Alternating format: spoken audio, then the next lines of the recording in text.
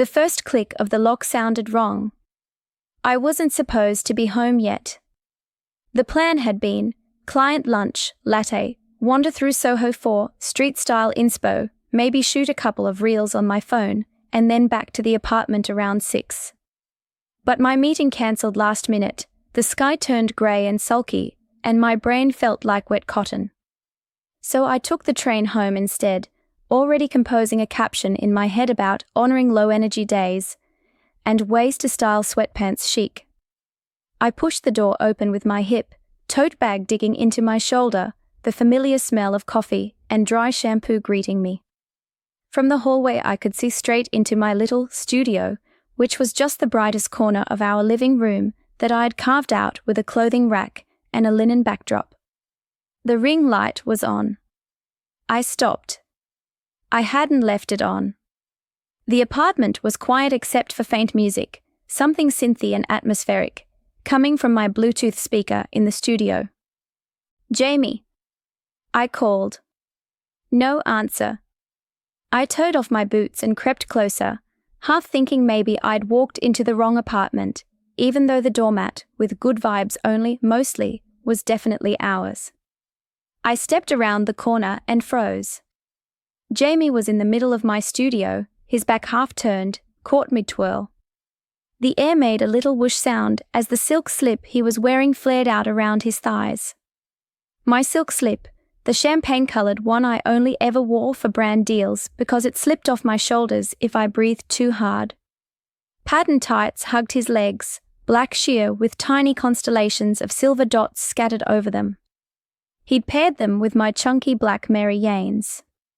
His hair, which was usually a dark, floppy mess, was pushed back off his face in soft waves, like he'd actually taken the time to style it.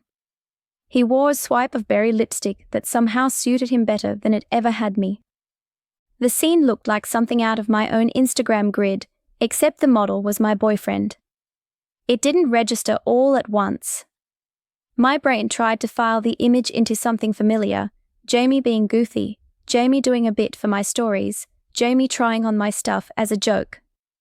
I waited for him to grin and do a silly pose, say, surprise content, or something. But he didn't know I was there yet. He finished his turn and settled, facing the mirror I'd propped against the wall. His expression wasn't comedic.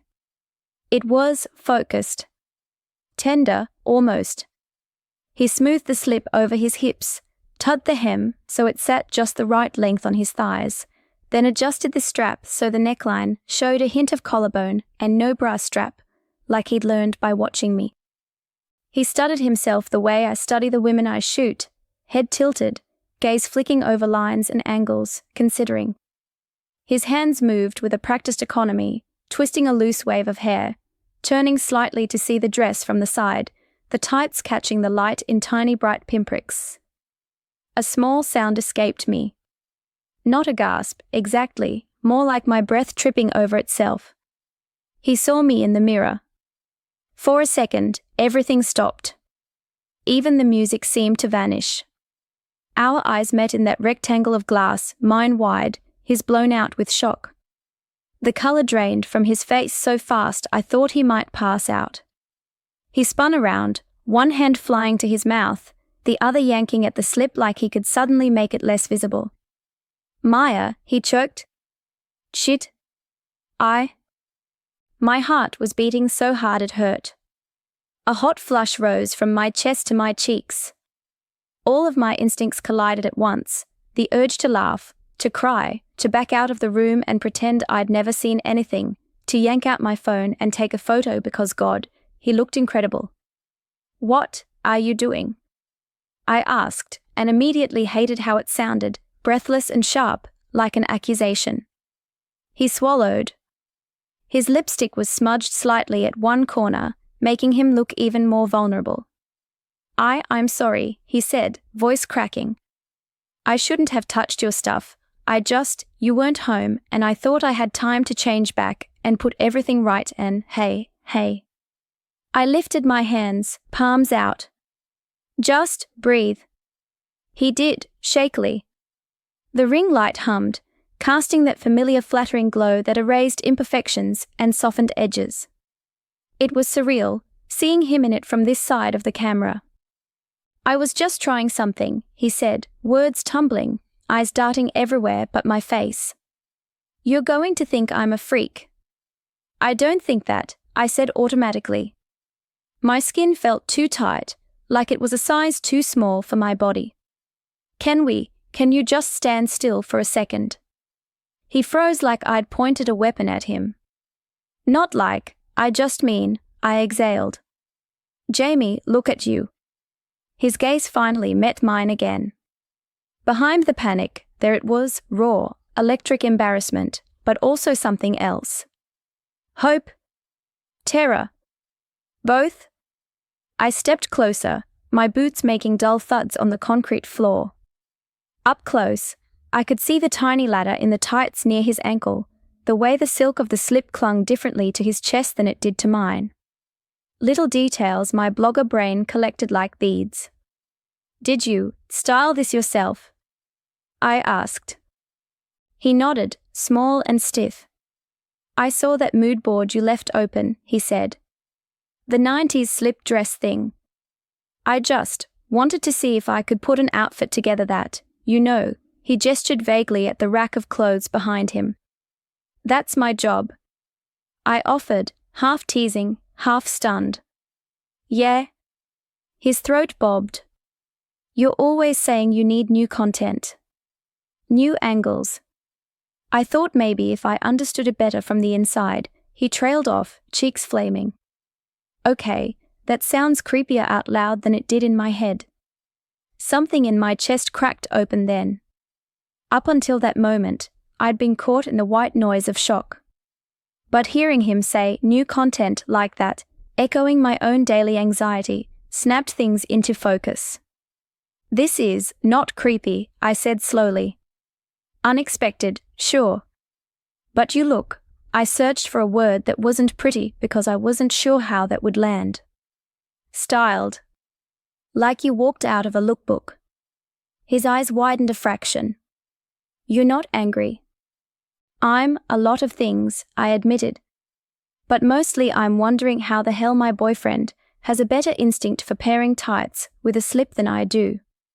A breathy, disbelieving laugh escaped him. Some of the tension in his shoulders eased. "You're just saying that." I shook my head. "I'm really not. Your proportions are right, the textures work, the pattern choice draws the eye down without chopping your legs at a weird point." I heard myself slipping into critique mode and stopped, a laugh bubbling up. "Listen to me. I sound like I'm on a panel at Fashion Week." Jamie's lips twitched. "Does this mean I passed the vibe check?" "Barely," I said, and we both smiled, thin and shaky.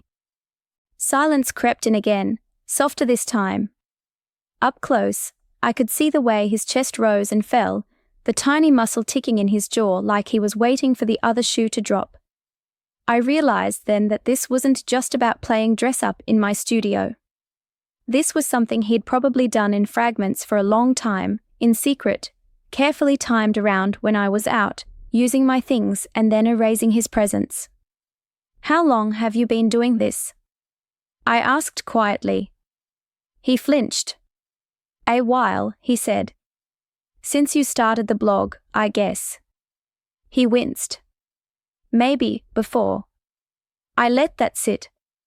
The old me, the version of Maya from 3 years ago, might have let jealousy spike. Why didn't you tell me? Am I not enough? But building a brand out of documenting clothes had taught me something about selves, that we all have versions of us that never see the grid. And yet they are still real. "I wish you'd told me," I said. "Not because I want to control it. Just, I hate thinking of you sneaking around in your own apartment like you're doing something wrong." His eyes shone. "It felt wrong," he admitted. "Not the wearing it." He plucked at the slip, fingers gentle. "That actually felt nice. I mean, terrifying, obviously. But also like, I don't know. Like when you finally buy the pair of shoes you've been visiting every time you're near the store, you know. I understood that feeling intimately. What felt wrong was imagining your face if you walked in, he went on. The disgust. The who are you thing. I didn't want to see that. My chest ached. You're my boyfriend, I said. You were my boyfriend in jeans this morning, and you're my boyfriend in my silk slip right now. The only who are you is, who is this side of you I didn't know existed? And why does he have better tights than me? He laughed again, a little freer. You bought them, he pointed out. Touché. We stood there, a few feet apart, the ring light throwing soft circles in his eyes. I could have ended the conversation there. Told him to get changed, promised we'd talk later, gone to lie down and stare at the ceiling until my emotions caught up with me. But the blogger brain wouldn't shut up. It kept whispering, do you know what you're looking at? This is content. This is a story. This is something no one else is doing. Can I ask you something kind of outrageous? I said. That depends, he replied. On the level of outrageousness. I chewed my lip. Have you ever taken photos of yourself like this? He froze. Guilt flickered across his features. Maybe, he said slowly. On your phone. He nodded. Can I see? He hesitated, then sighed and padded over to where his phone lay on the couch, the soft click of my Mary Janes on the floor making my heart clench with an odd mix of protectiveness and awe. He unlocked his screen, fingers moving quickly, then handed it to me without meeting my eyes. There, in his gallery, was a folder labeled Inspo. Inside were dozens of photos, mirror selfies, timer shots. Some blurry, some surprisingly composed. Jamie in my floral wrap dress with combat boots. Jamie in an oversized blazer, bare legs, and those same constellation tights. Jamie in my old band tee knotted at the waist over a pleated skirt. My first reaction was awe. My second was professional envy. These are good, I said, scrolling. Like, annoyingly good. If one of my followers sent me these asking for feedback, I'd tell them to start an account. He made a strangled sound. No way. Are you kidding? People would drag me. Or worse, my boss would find out. Or your audience. Or my mom. What if, I said slowly, they didn't know it was you? He blinked. What do you mean? I paced a little, energy buzzing in my limbs. An idea was taking shape, wild and glittering.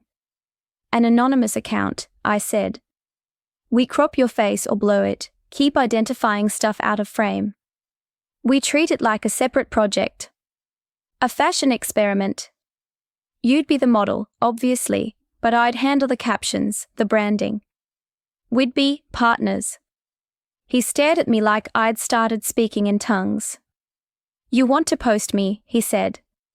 Like this. I shrugged, heart pounding. You look amazing. You clearly have a natural eye. And I'm always talking about wanting to push boundaries, right? About gentlest styling and playing with silhouettes. This is literally that. Except it's not theoretical. It's you. He was quiet for a long time. I could almost see the thoughts moving behind his eyes, the way fear tangled with curiosity. Anne, you wouldn't be embarrassed, he asked finally. To be dating the anonymous guy in tights on your burner account. I felt an unexpected warmth bloom in my chest. I'd be proud, I said. Also slightly bitter if the account outperforms mine, but we'll cross that bridge when we come to it. He snorted. Your faith in the internet is misplaced. No, I said. My faith in you is apparently what's been misplaced. I had no idea you could do this. I gestured at all of him. He glanced down at himself, then back up. A slow, hesitant smile tugged at his mouth, transforming his face. If we do this, he said carefully, it has to be on our terms. No face. No names. And if I ever want to stop, we stop, I finished. No content is worth making you feel unsafe. Or exposed in the wrong way. He nodded, shoulders loosening a fraction. Okay, he said, almost to himself. Okay. Then, maybe we start with one look. See how it feels. The excitement that shot through me was almost dizzying. Right now. Ring light's already on, he said, with a little shrug, and my heart did that stupid thing where it flipped over. We spent the next hour in a kind of dazed, giddy trance. I switched into photographer mode, adjusting the light, fine-tuning his pose. Jamie took direction with an ease that would make half the influencers I'd worked with jealous. Chin down a little, yes. And shift your weight to your back foot, it'll elongate the line, there. I moved around him, the camera app open on my phone. The slip caught the light like water, the tights sparkling subtly. His hands, which were always so sure around a keyboard, looked tentative at first, then, as we worked, more expressive. Try putting one hand on your hip, I said. Like you're about to tell someone a secret. He laughed, then did it. The image that popped up on my screen made my breath catch. There he was, not a joke, not a caricature, just a boy in a silk slip with a hesitant kind of confidence, looking like he belonged in a lookbook for some cool gender-fluid brand. We tried angles where his face was partially obscured by hair, shots from the shoulder down, a couple with his back to the camera, the slip's low scoop revealing the elegant line of his spine. At one point, I passed him my favorite pair of sunglasses, the ones with thick tortoiseshell frames, and when he put them on we both dissolved into giggles. This feels weirdly right, he said at one point, between takes. Like my body finally got the memo that clothes can be fun. That's because it's the first time you're dressing for yourself and not some imaginary audience, I said, then realized how hypocritical that sounded coming from a girl who literally dressed for the internet every day. Okay, maybe it's the first time in a while that either of us is doing that. His expression softened. You should get in one, he said. A shot, I mean. With you? The idea made my stomach swoop. Model and Muse, he said, a teasing glint in his eyes. Isn't that how it goes? We ended up with a couple of timed photos, both of us in frame, him slightly in front in the slip and tights, me behind in baggy jeans and a vintage tee, hand resting lightly on his shoulder. Two silhouettes, different but strangely harmonious. In one, I'm laughing at something he's just said. In another, we are caught in the same half-smile, like twins separated by styling. When we finally collapsed on the couch, reviewing the shots, my cheeks hurt from smiling. We are really doing this, he murmured as I opened a new Instagram account. We spent 20 minutes agonizing over a handle before landing on something cheeky, but vague at Muse. On the down low. Bio? I asked. He chewed his lip. What about? Anonymous looks, genuine joy. I typed it in, added a little sparkle emoji. Perfect. We chose one of the simpler shots for the first post, full body, face cropped just above the lips, the slip and tights front and center. I edited it lightly, nothing too filtered, then hit share before either of us could overthink it. We watched the screen like it was a bomb about to go off. Nothing happened, of course. The internet doesn't explode on command. But over the next few days, notifications began to trickle in, a handful of likes, a couple of follows from random fashion meme accounts. Then a comment, whoever this is, I need the tights link immediately. Jamie stared at it, eyes huge. People like it. People love it, I corrected, warmth fizzing in my chest. And they don't know it's you. They just see someone wearing clothes in a way that makes them feel something. As the weeks went on, we slipped into a strange, intoxicating rhythm. By day, I was Maya the blogger, posting sponsored hauls, negotiating rates with PR agencies, shooting flat lays of shoes on my white duvet. Jamie was Jamie the software developer, leaving early with his laptop bag and coming home smelling like Subway and office coffee. At night, after dinner dishes were stacked and my scheduled posts were queued, we became something else. He'd knock lightly on the living room door, a silly formality, given it was our shared space, and say, "So, stylist, what's on the mood board tonight?" Sometimes I'd pull looks from my own rack. Other nights, he'd surprise me with a combination he'd put together from thrift pieces he'd secretly collected over the years. A velvet skirt I'd never seen. A pair of opaque maroon tights. A sheer button-up that looked like a cloud when the light hit it. I learned the little rituals that helped him feel grounded, the way he liked to put on lipstick last, the tiny pause he needed before stepping in front of the camera, the songs that made his shoulders relax. He learned the language of my world, composition, negative space, how to hold a pose just long enough without making it look stiff. The account grew quietly. 1,000 followers turned to 3, then 5. People left heart emojis and fire emojis and long, thoughtful comments about how seeing this person, our carefully faceless Jamie, made them feel less alone in their own experiments with gender and clothing. Sometimes, reading those comments, my chest went tight. We were playing with anonymity, but for some people out there, this was a life raft. The line between my public blog and our secret project blurred in ways I hadn't anticipated. I started noticing that my official outfit posts felt flatter, safer. Meanwhile, the outfits we put together for Muse.on.the down low crackled with energy. We took risks there, clashing prints, unusual silhouettes, because there wasn't a brand manager watching, no algorithm demanding we stick to a palette. One night, after a particularly fun shoot where Jamie had worn a structured blazer over a slip and I'd layered 3 different necklaces on him, I caught my reflection in the mirror. I was still in the sweatpants I'd thrown on after dinner, hair in a claw clip, barefaced. He, meanwhile, looked like he was about to walk a runway. The thought came out before I could stop it. "I think you're more of a fashion girl than I am." Jamie snorted, pulling off one Mary Jane. "First of all, gendered language, boo. Second, you're the one who taught me what a French tuck is."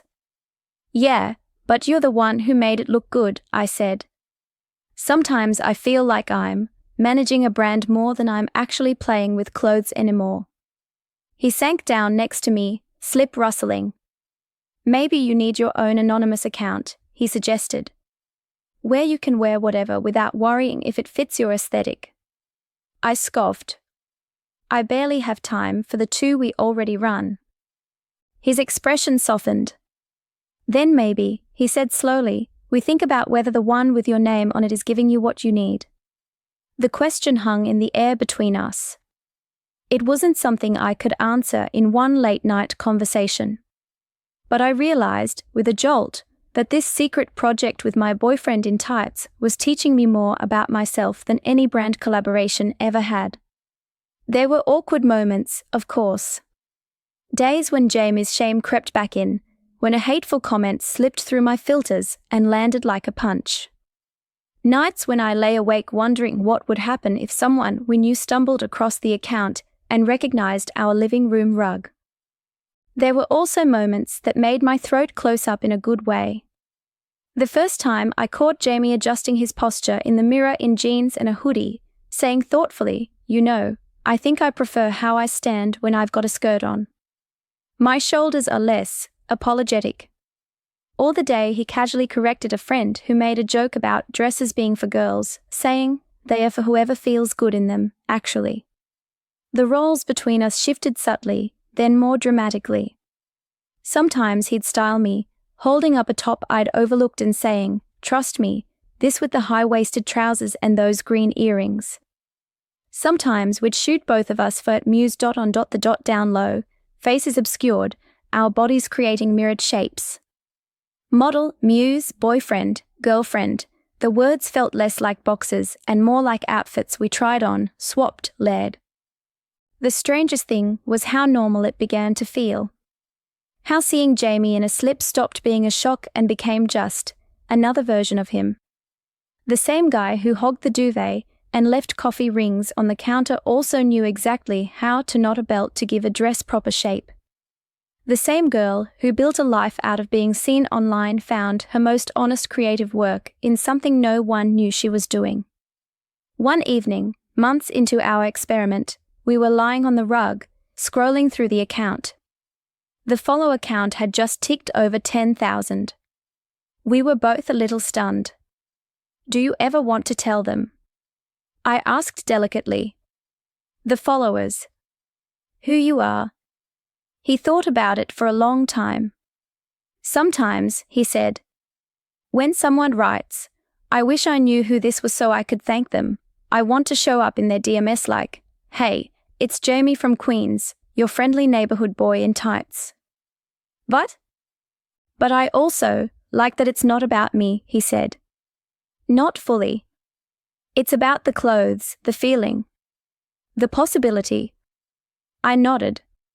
I knew that feeling, the relief of not having to be the brand, of letting the work speak. "I get that." He rolled onto his side, propping his head on his hand. "Do you ever wish we hadn't started it?" he asked. "That you'd walked in that day, yelled at me for stretching out your tights, and made me promise never to do it again?" My whole body recoiled at the thought. "God, no," I said. "We'd still be us, probably. But a smaller, dimmer version. Like we'd shut a door without ever walking through it." He smiled softly.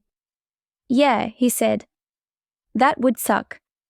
I reached out and traced a star pattern on his bare forearm with my fingertip, echoing the constellation tights that lay crumpled nearby. "For the record," I said, "I still get first dibs on brand deals involving hosiery."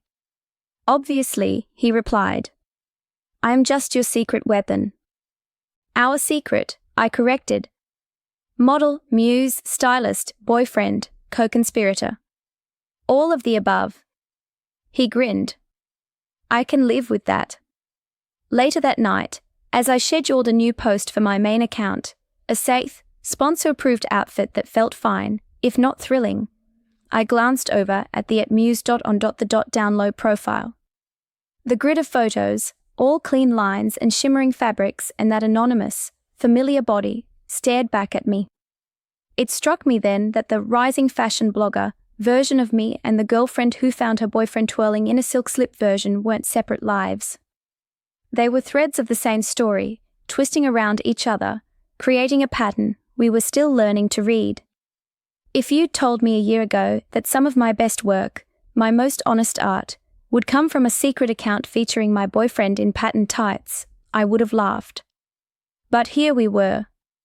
And I wouldn't trade it, the shock, the fascination, the blurred lines and all, for anything. Because in that blur, in the soft space between labels and roles, we'd found something rare, a way to see each other more fully, and to let the world glimpse that, even if they never knew our names.